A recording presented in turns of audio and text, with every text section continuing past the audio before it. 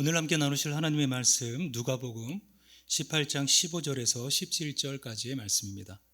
누가복음 18장 15절에서 우리 17절까지의 말씀 우리 함께 합독하도록 하겠습니다. 사람들이 예수께서 만져주심을 바라고 자기 어린 아기를 데리고 오매 제자들이 보고 꾸짖거늘 예수께서 그 어린 아이들을 불러 가까이 하시고 이르시되 어린아이들이 내게 오는 것을 용납하고 금하지 말라. 하나님의 나라가 이런 자의 것이니라. 내가 진실로 너희에게 이르노니 누구든지 하나님의 나라를 어린아이와 같이 받아들이지 않는 자는 결단코 거기 들어가지 못하리라 하시니라. 아멘. 오늘 본문의 말씀을 통해서 하나님 나라에 우리 들어가는 자, 말씀의 제목으로 은혜 나눕니다. 3절의 말씀을 읽었지만 전체적으로 우리 30절까지의 말씀을 살펴보도록 하겠습니다. 우리 옆에 계신 성도님들 앞뒤로도 보시면서 이렇게 인사했으면 좋겠습니다. 하나님 나라를 받아들입시다. 한 번만 더 인사할까요? 하나님 나라에 들어가는 자가 됩시다. 아멘. 네. 우리가 이렇게 인사했는데 하나님 나라에 들어가는 자는 어떤 사람일까요? 오늘 본문은 하나님 나라를 어린아이와 같이 받아들이지 않으면 결단코 거기에 들어갈 수 없다, 이렇게 말씀하고 있습니다.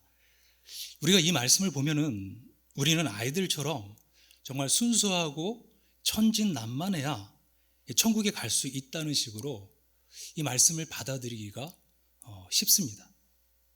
그러나 예수님께서 과연 그런 말씀을 하신 것인지 우리가 오늘 살펴보고자 합니다. 15절에서 30절까지의 말씀은요, 이 두 가지 이야기와 이 하나의 결론적 교훈으로 구성되어 있습니다. 하나는 하나님 나라를 어린아이와 같이 받아들이지 않으면 결단코 거기에 들어갈 수 없다는 그 이야기이고, 다른 하나는 어떻게 해야 영생을 얻을 수 있는지 질문한 그 부자 관리에게 예수님께서 낙타가 바늘기로 들어가는 것이 부자가 하나님 나라에 들어가는 것보다 쉽다라고 대답하신 이 내용입니다. 그리고 마지막 부분은 하나님 나라에 들어감에 대한 이 결론적인 말씀입니다. 말씀드린 이 이야기들은 이 하나의 문맥 안에 있다는 것이죠. 그렇기 때문에 함께 연결해서 읽고 이해하지 않으면 엉뚱한 결론에 도달할 수 있습니다. 예수님이 안수하고 축복해 주시기를 바라고 사람들이 어린아이들을 데리고 오자 이 제자들은 바쁘신 예수님을 귀찮게 한다고 그들을 꾸짖었습니다.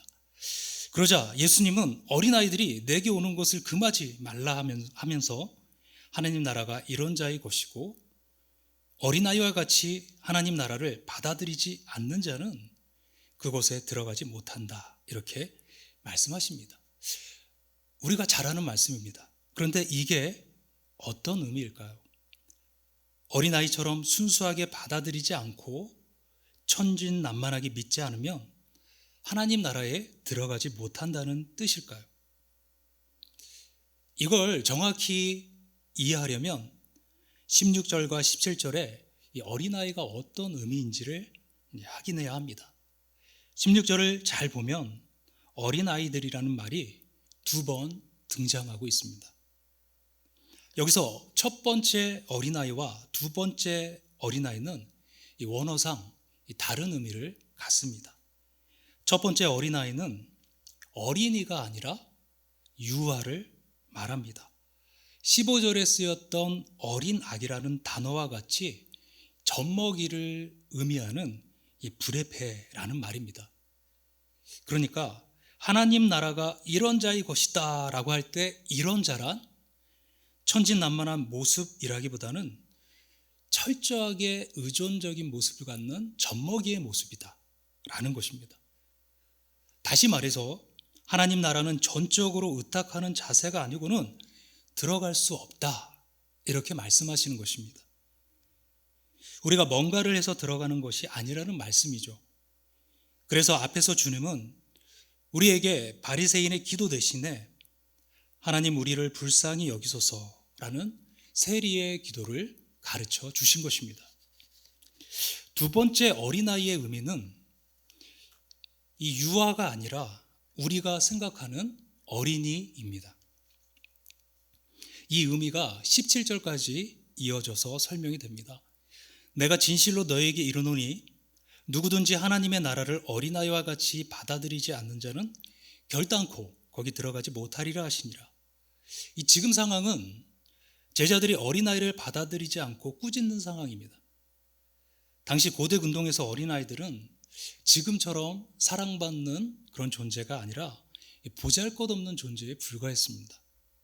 그런 아이들이 중요한 일을 하고 계시는 바쁜 예수님께 나오니까 제자들이 금하고 꾸중한 것입니다. 그러므로 어린아이와 같이 받아들이지 않는 이라는 말은 문맥상 하나님 나라가 어린아이처럼 보잘것없어 보인다고 받아들이지 않는다면 이라고 말하는 것이 맞는 의미라는 것이죠. 어린아이처럼 되지 않으면 천국에 들어가지 못한다는 말이 아닙니다. 그 다음에 주님은 부자는 천국에 들어가기 어렵다는 이야기로 그 이야기를 더 상세하게 설명을 해 주십니다. 18절에 보니까 한 관리가 예수님께 선한 선생님이여 내가 무엇을 하여야 영생을 얻으리까 이렇게 질문합니다. 다른 복음서에는 이 관리가 굉장한 부자고 청년이다 이렇게 소개합니다. 18절을 근거로 하면 그는 선한 일을 해야 천국에 들어갈 수 있다 이렇게 생각하고 있습니다. 그러자 주님이 그렇게 말씀하십니다. 내가 어찌하여 나를 선하다 일컫느냐 하나님 한 분 외에는 선한 이가 없다. 그러면서 주님께서 약간 이상한 말씀을 하십니다. 영생을 얻으려면 계명을 지켜야 한다 말씀하시는 것입니다. 계명을 지키면 천국에 들어갈 수 있습니까? 이 계명의 역할은 인간이 결코 자력으로는 구원받을 수 없는 죄인이라는 사실을 알게 하는 것이었고 또 16절에서도 분명히 우리가 철저하게 의지하는 유아와 같은 젖먹이와 같은 자리에 있을 때 비로소 하나님 나라에 들어갈 수 있다 말씀하셨습니다. 그런데 왜 갑자기 계명을 지켜야 영생을 얻을 수 있는 것처럼 말씀하시는 것일까요? 그것은 역설적으로 천국은 계명을 지킴으로 들어갈 수 있는 곳이 아니다 라는 사실을 그 청년이 스스로 깨닫도록 하기 위해서입니다. 20절에 말씀하신 계명들을 보면 간음하지 말라, 살인하지 말라, 도둑질하지 말라, 거짓 증언하지 말라, 내 부모를 공경하라. 전부 5계명에서부터 9계명까지입니다. 1계명에서부터 4계명까지의 이 하나님을 향한 계명에 비해서 5에서 9계명까지 인간에 대한 계명은 지켰는지 안 지켰는지를 확연하게 드러나는 것이죠. 예수님은 의도적으로 이 계명들을 말씀하심으로 그 청년이 자신을 스스로 돌아보게 하셨습니다. 그런데 놀랍게도 이 부자 청년이 뭐라고 대답합니까? 21절에 여짜오되 이것은 내가 어려서부터 다 지켰나이다. 그러자 주님은 그 청년의 이 잘못된 인식, 그 생각을 깨닫게 하시는 말씀을 던지십니다. 22절에서 예수께서 이 말을 들으시고 이르시되 내게 아직도 한 가지 부족한 것이 있으니 내게 있는 것을 다 팔아 가난한 자들에게 나눠주라. 그리하면 하늘에서 내게 보화가 있으리라. 그리고 와서 나를 따르라 하시니. 이 말씀에 이 청년은 큰 근심에 빠지고 이내 등을 돌리고 돌아갑니다. 왜 이 부자 청년은 심각하게 근심했을까요? 바로 그가 가진 많은 재물 때문입니다. 그 청년은 관리가 될 만큼 성실하고 부지런했고 또 어릴 때부터 계명을 철저하게 지킨 윤리적인 사람이었습니다. 그리고 하나님 나라에 대해서 예수님을 찾아와 질문할 만큼 영생에 대한 갈증을 가지고 있었습니다. 하지만 이 청년의 문제가 무엇입니까? 형식적으로 의무적으로 계명을 지켰는지는 모르지만 하나님을 사랑하고 내 이웃을 사랑하라고 하신 그 하나님 나라의 계명의 원래의 정신은 전혀 모르고 있었던 것입니다. 그러니까 모든 재산을 다 팔아 가난한 자들에게 나눠줄 수 없었습니다.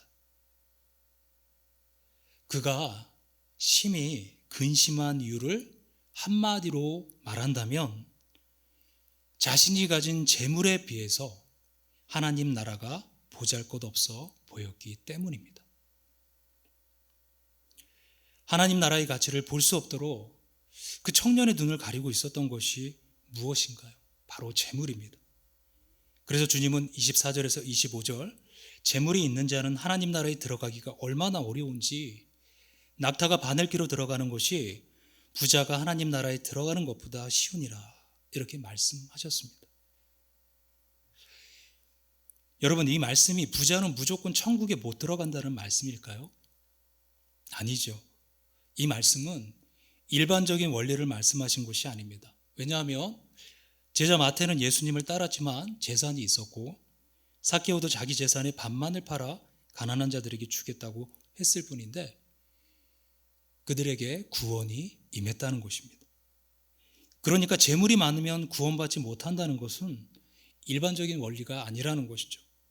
그 청년의 경우에 하나님의 나라를 보잘것없이 여기게 한 것이 재물이라는 말씀입니다.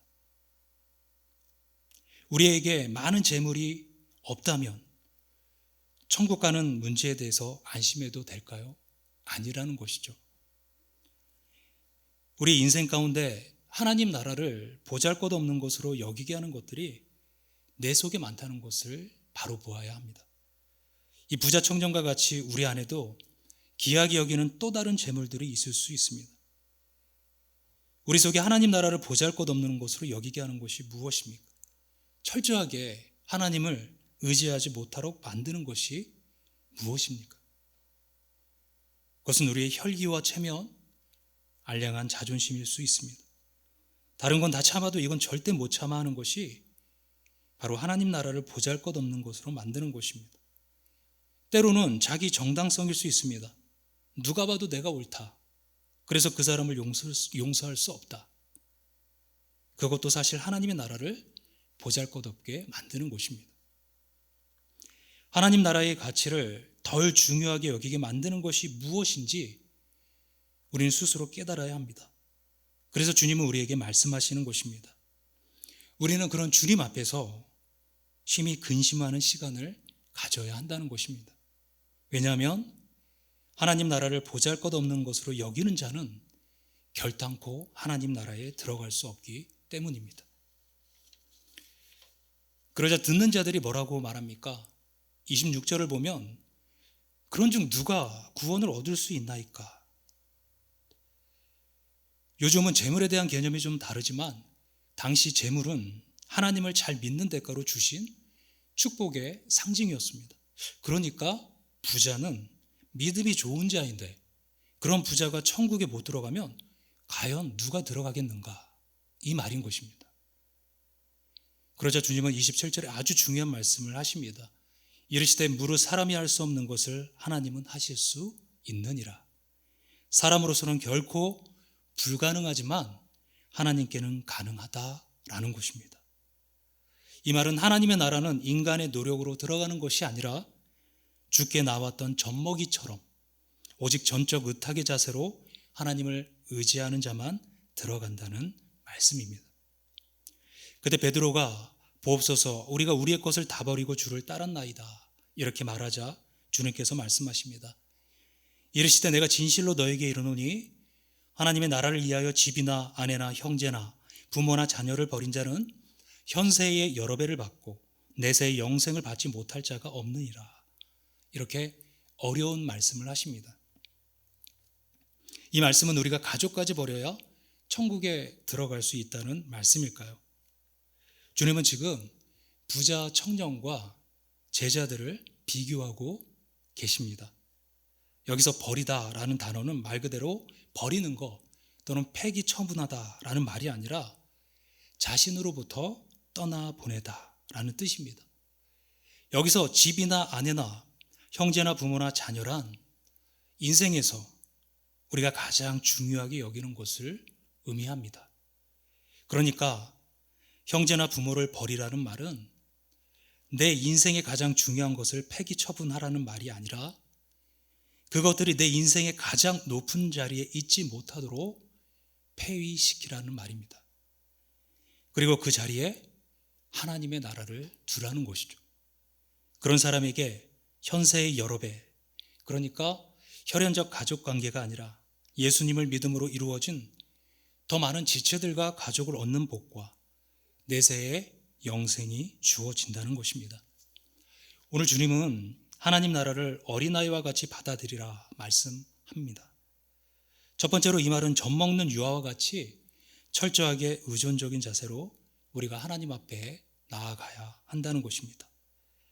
그 부자 청년이 생각한 것처럼 우리가 무엇인가 선한 일을 해서는 천국에 들어갈 수 없는 것이죠. 두 번째로 내 삶 속에 하나님 나라를 보잘것없게 여기게 만드는 것이 있다면 그것을 버리라는 의미입니다. 내 인생에서 하나님보다 가치 있게 여기는 것들, 그것이 심지어 내 가족이라도 내 마음의 보좌에서 폐위시켜야 합니다.